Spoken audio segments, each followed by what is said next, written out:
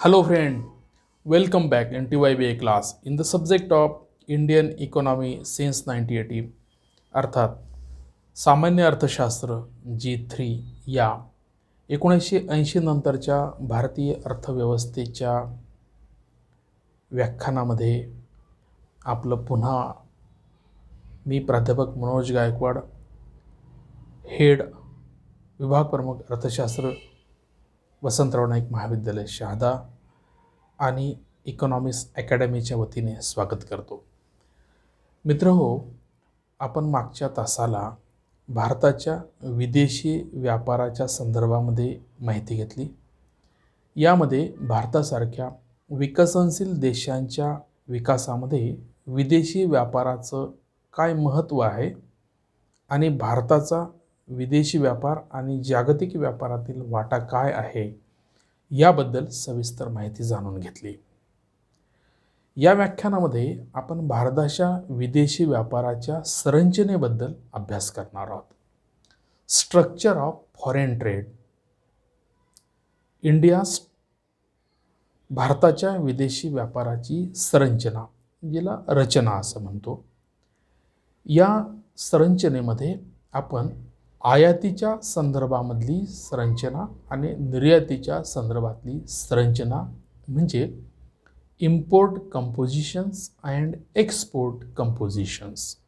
संरचना म्हणजे कोणत्या वस्तूंची आपण प्रामुख्याने आयात करतो, ज्याला आपण इम्पोर्ट कंपोजिशन असं म्हणतो, आणि कोणत्या वस्तूंची कोणकोणत्या वर्षामध्ये आपण निर्यात केलेली आहे त्याला आपण एक्सपोर्ट कंपोजिशन असं म्हणतो.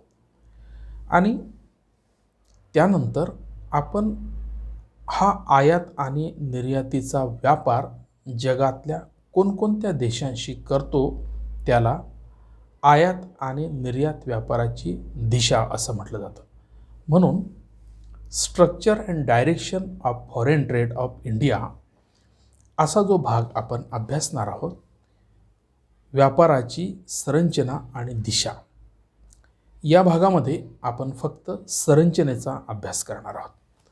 मित्रहो, आयात आणि निर्यातीच्या स्वरूपाचा संबंध विदेशी व्यापाराच्या संरचनेशी असतो. आयात आणि निर्यात व्यापाराच्या स्वरूपावरून देशाच्या आर्थिक विकासाच्या गतीची आणि स्थितीची कल्पना येत असते.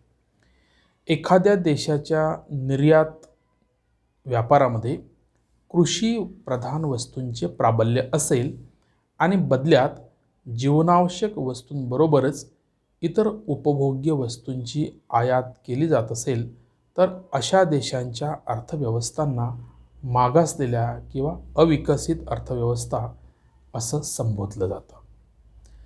जसजसा आर्थिक विकास होत जातो तसतसे निर्यातीतील प्राथमिक वस्तूंचे प्राबल्य कमी होऊन अर्धपक्क्या वस्तू, अंतिम उपभोग्य वस्तू, यंत्रसामुग्री, यंत्राचे सुटे भाग यांची निर्यात वाढत जाते आणि उपभोग्य वस्तूंचे आयातीतील प्रमाण कमी होऊन यंत्रसामुग्री, कच्चा माल यांची आयात वाढत असेल तर अशा देशांची अर्थव्यवस्था ही विकसनशील अर्थव्यवस्था मानली जाते.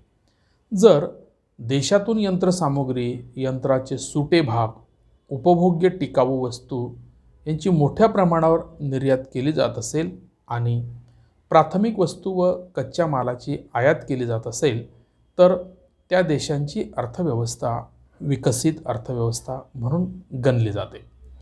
स्वातंत्र्यानंतर बऱ्याच काळापर्यंत भारतातून कृषीप्रधान वस्तूंची निर्यात केली जात होती आणि जीवनावश्यक जे इतर उपभोग्य वस्तू तसेच यंत्रसामुग्री इत्यादी वस्तूंची सुद्धा आयात केली जात होती.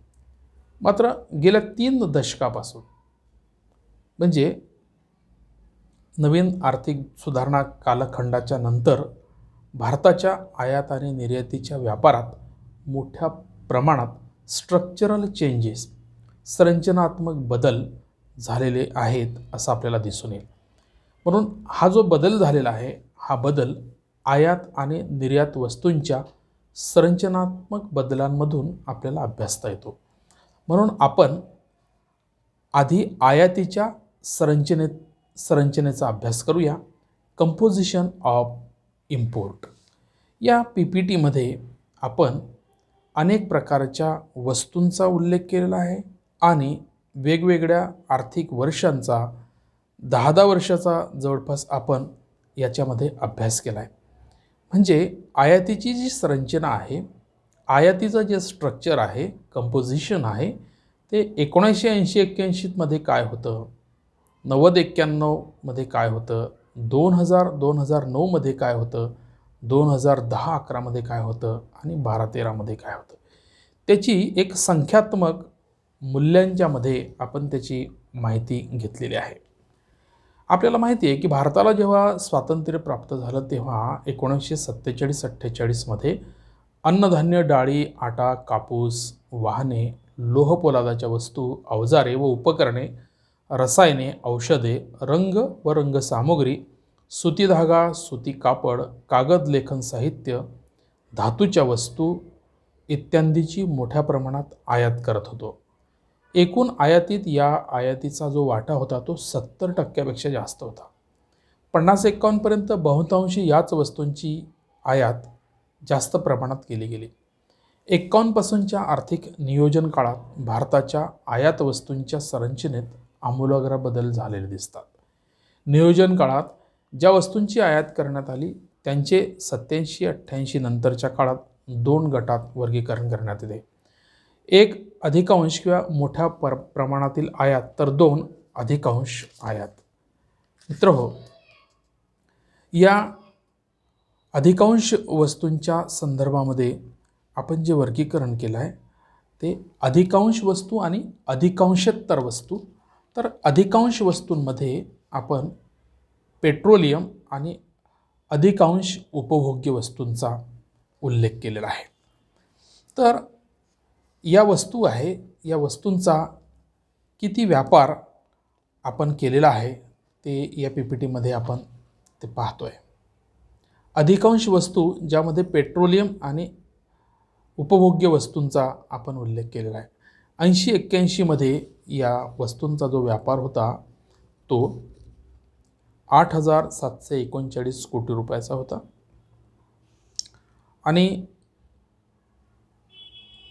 त्याचं विश्लेषण आपण पेट्रोलियम आणि अधिकांश उपभोग्य वस्तूंमध्ये जर केलं तर त्याच्यात पेट्रोलियम वस्तूंची आयात आपण 5,267 कोटी रुपयाची होती, तर उपभोग्य वस्तूंची आयात ही 901 कोटी रुपयाची होती. म्हणजे आणि अधिकांशोत्तर ज्या वस्तू आहे त्यांचा जो व्यापार होता ते आयातीचा तो 3,810 कोटी रुपयाचा होता. त्यामध्ये भांडवली आणि निर्यात संबंधित वस्तूंचा उल्लेख आणि इतर वस्तूंचा संबंध होता. तर निर्यातीशी संबंधित वस्तू होत्या त्या.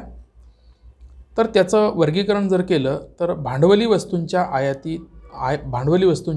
ही 1910 कोटीची होती, तर निर्यातीशी संबंधित आयाती ज्या होत्या त्यांची 1,158 कोटी रुपयाची होती.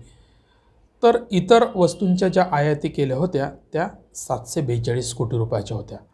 म्हणजे 1980-81मध्ये आयात वस्तू ज्या होत्या, ज्या अधिकांश वस्तू आणि अधिकांशोत्तर वस्तू याच्यामध्ये आपण त्या वर्गीकृत केलेल्या आहेत, त्यांची एकूण आयात जी होती ती 12,549 कोटी रुपयाची होती.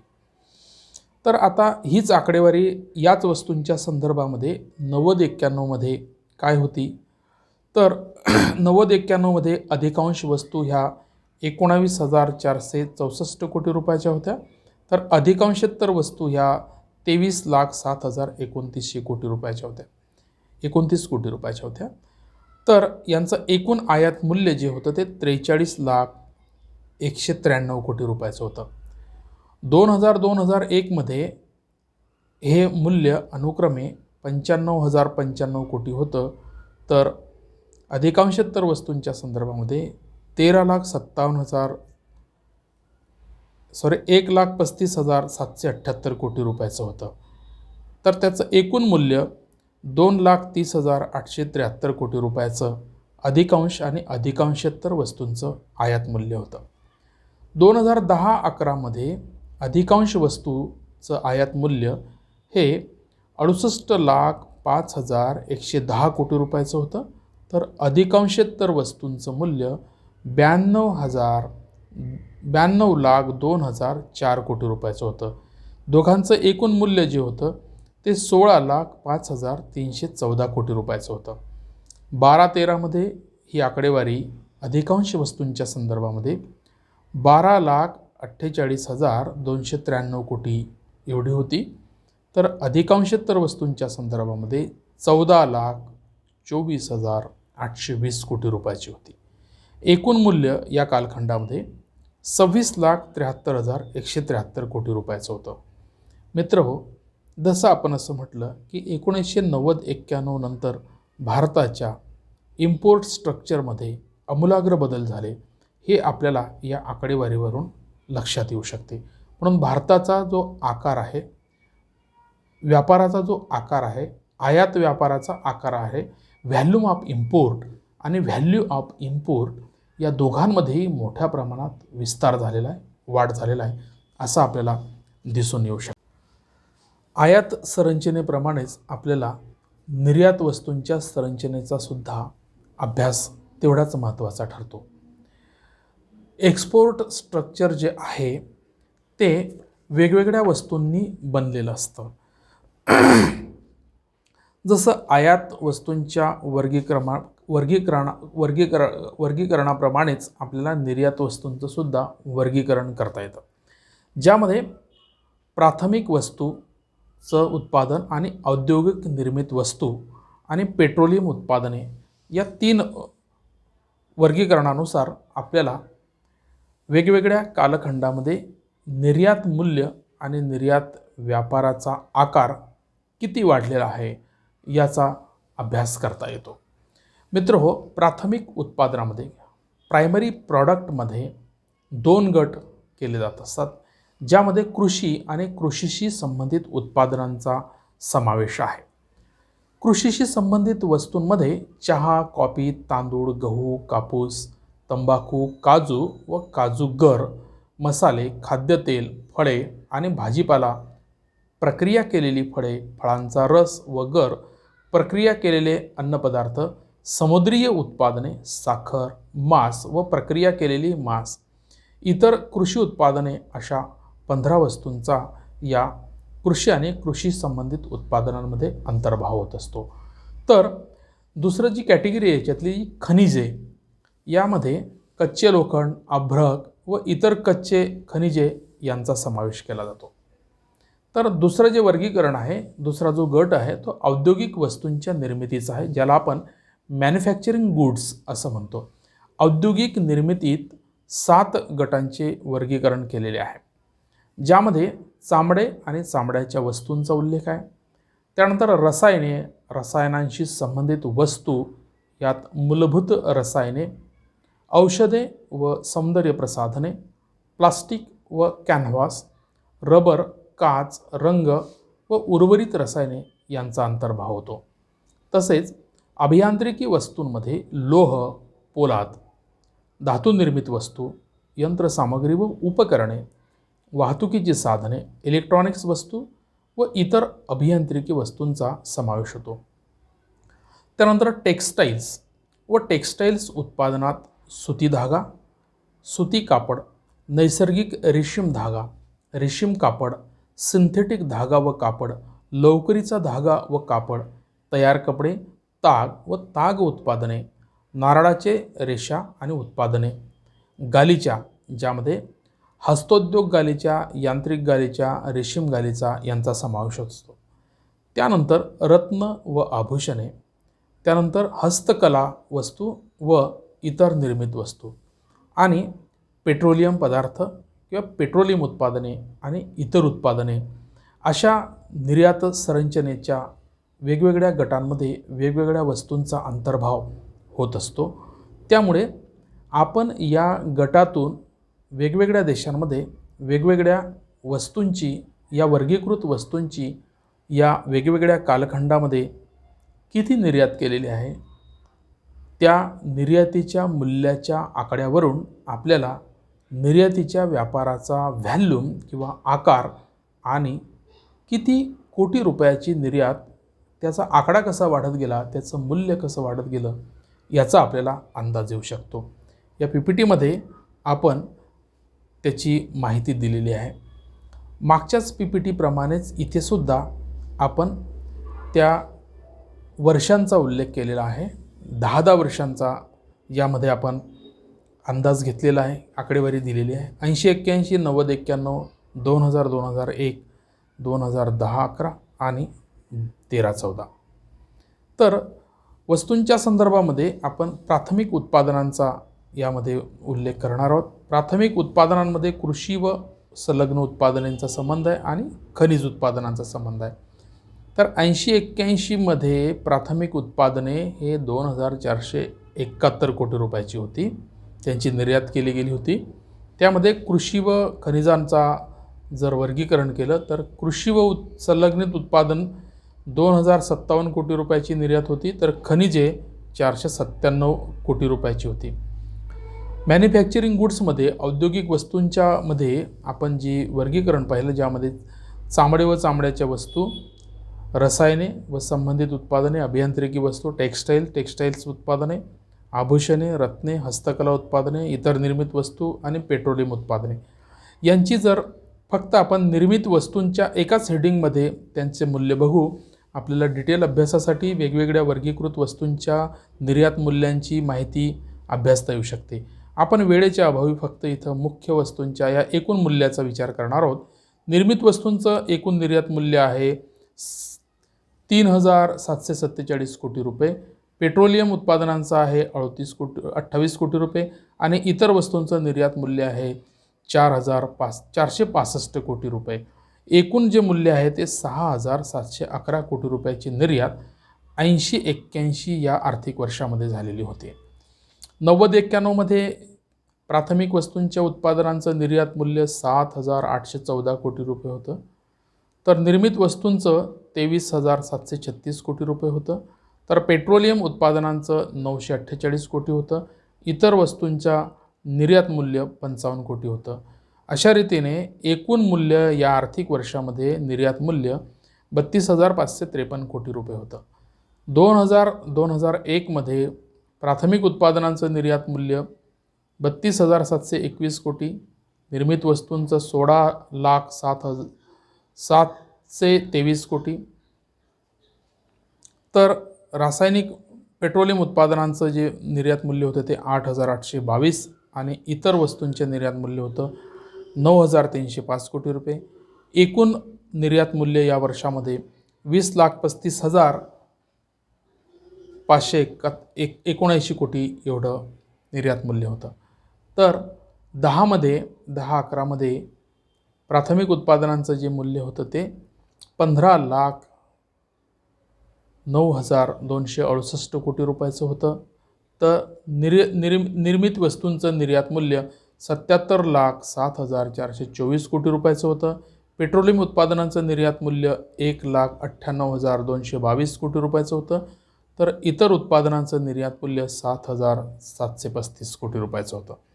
या वर्षातलं एकूण निर्यात मूल्य 11,42,649 कोटी रुपयाचं होतं. त्यानंतर 13 आणि 14 या वर्षामध्ये प्राथमिक उत्पादनांचं निर्यात मूल्य 2,91,456 कोटी रुपये होतं. निर्मित वस्तूंचं 11,62,383 कोटी रुपयाचं होतं, तर पेट्रोलियम उत्पादनाचं 38,02,050 कोटी रुपयाचं होतं. इतर उत्पादन हे 60,092 कोटी रुपयाचं होतं. एकूण निर्यात मूल्य या आर्थिक वर्षामध्ये हे 98,94,182 कोटी रुपयाचं होतं. मित्रहो, ही जी आकडेवारी आहे ही आपल्या माहितीसाठी आपण घेत असतो. एकूणच आपल्याला भारताच्या विदेशी व्यापाराच्या व्यवहाराचा किंवा त्याचा किती कोटी रुपयाचा आपला व्यवहार हा मागून तर आतापर्यंत, मागच्या कालखंडापासून तर या आकडेवारीपर्यंत 2020 पर्यंत सुद्धा आपल्याला आकडेवारी देता येऊ शकते. आपण ती नेटवर अभ्यासू शकतात की त्या किती कसा बदल होत गेलेला आहे तो. एक प्राथमिक माहिती आपल्याला भारताच्या विदेश व्यापाराच्या संदर्भामध्ये घेता येऊ शकते.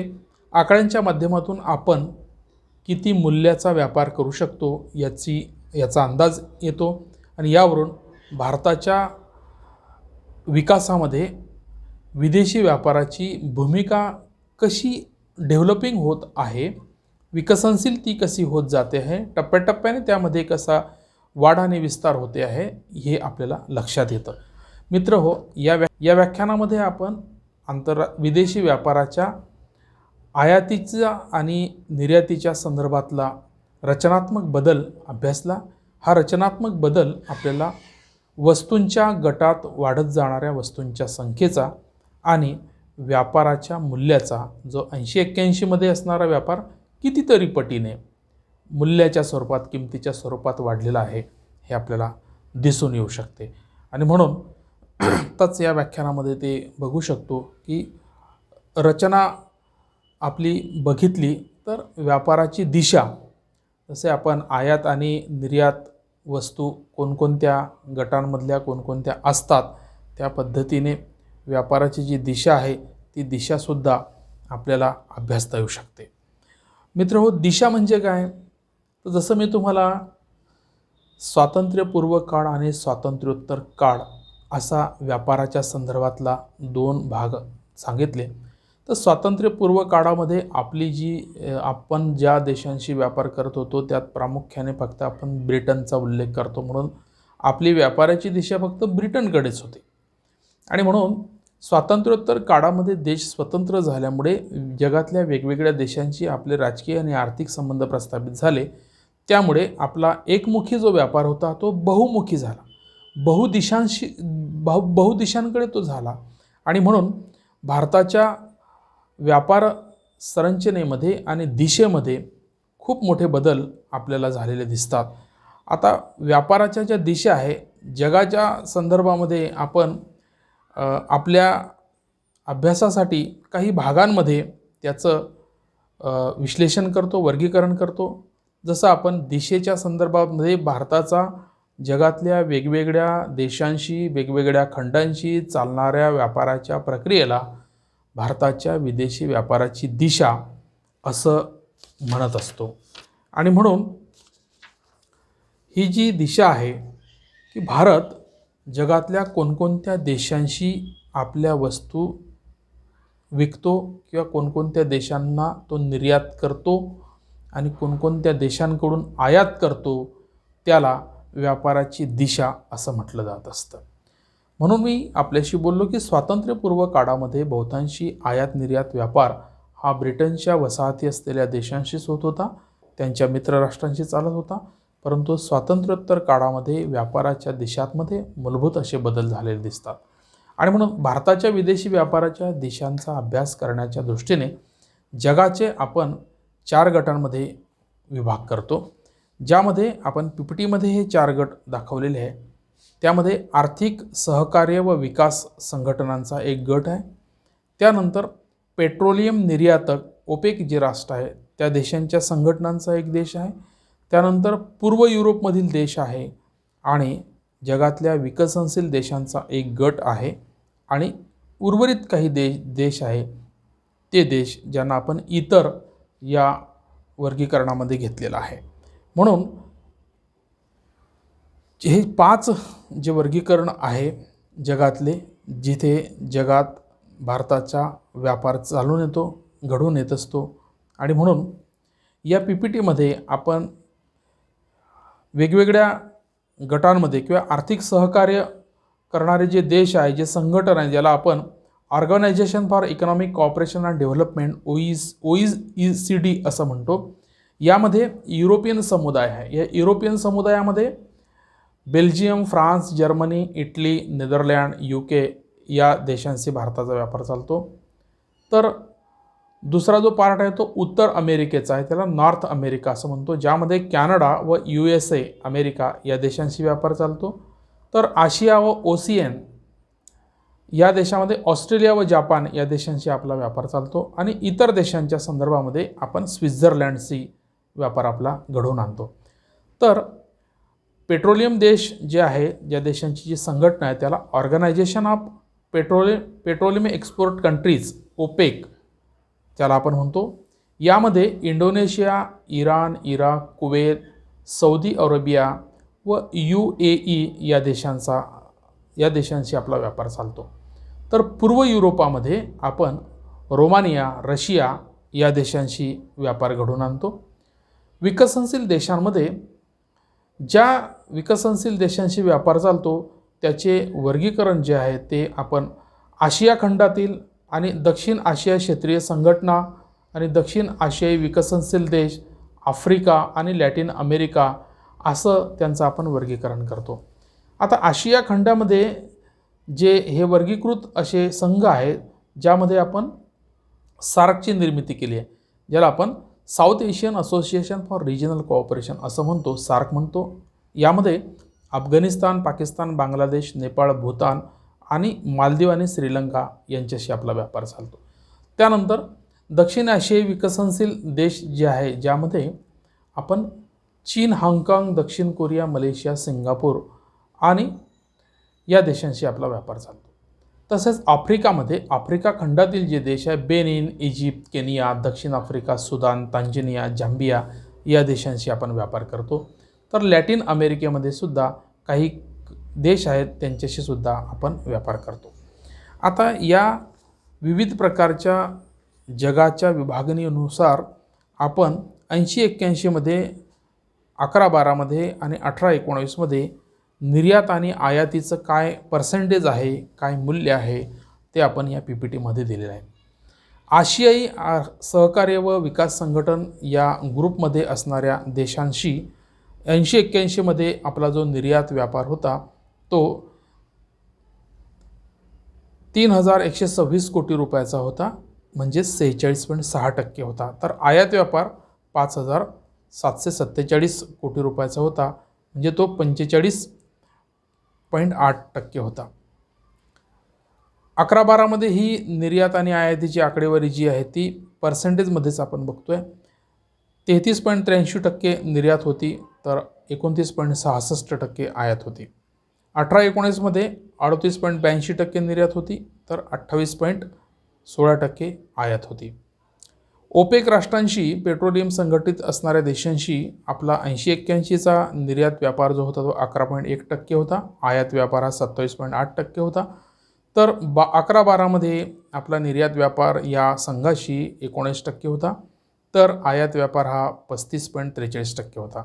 18-19 मध्ये ही स्थिती 14.16% आणि 26.58% होती. तर युरोपियन राष्ट्रांशी आपला 80-81तील निर्यात व्यापार आणि आयात व्यापार हा 22.1 व 10.3% होता. तर 11-12 मध्ये आयात निर्यात व्यापार आपला 1.60% आणि 1.75% होता. तर 17-18 मध्ये हा 1.6% आणि 1.84% झाला. म्हणजे पेट्रोलियम देशांकडची आपली व्यापाराची दिशा जी आहे ती वाढत जाते. आशियाई आर्थिक आणि सहकार्य संघटनांकडची पण आपली वाढत गेलेली दिसते, पण पूर्व युरोपाकडचा जो व्यापार आहे आपला तो फार कमी कमी होत झालेला दिसतो. 17-18, 18-19 मध्ये त्याच्यामध्ये काही पॉईंटने वाढ झालेली दिसते. विकसनशील देशांच्या संदर्भामध्ये 80-81 मध्ये ही स्थिती जी आहे ती 18.9% निर्यातीबद्दल होती, तर आयातीबद्दल 15.7% होती. 11-12 मध्ये ही स्थिती 40.74% होती, तर आयातीबद्दल 32.25% होती. 18-19 मध्ये ही स्थिती निर्यातीबाबत 44.42% होती, तर आयातीबद्दल 43.40% होती. विकसनशील देशांच्या संदर्भामध्येही व्यापाराची जी दिशा आहे ती बऱ्यापैकी भक्कम झालेली आपल्याला दिसून येते. इतर देशांच्या संदर्भामध्ये आपण 80-81 मध्ये 0.9% निर्यात आणि 0.4% आयात. 11-12 मध्ये 5.36% निर्यात आणि 0.90% आयात. 18-19 मध्ये 0.94% निर्यात आणि 0.2% आयात. इतर देशांशी आपण जर लक्षात घेतलं तर निर्यातीचं प्रमाण सातत्याने वाढत असताना दिसतंय आपल्याला आणि आयातीचं प्रमाण हे कमी होताना दिसतंय. तर पेट्रोलियम राष्ट्रांच्या संदर्भामध्ये आपलं निर्यातीचं प्रमाण जे आहे ते थोड्याफार प्रमाणात वाढते, परंतु आयातीचं प्रमाण मात्र मोठ्या प्रमाणात वाढताना आपल्याला दिसते आहे.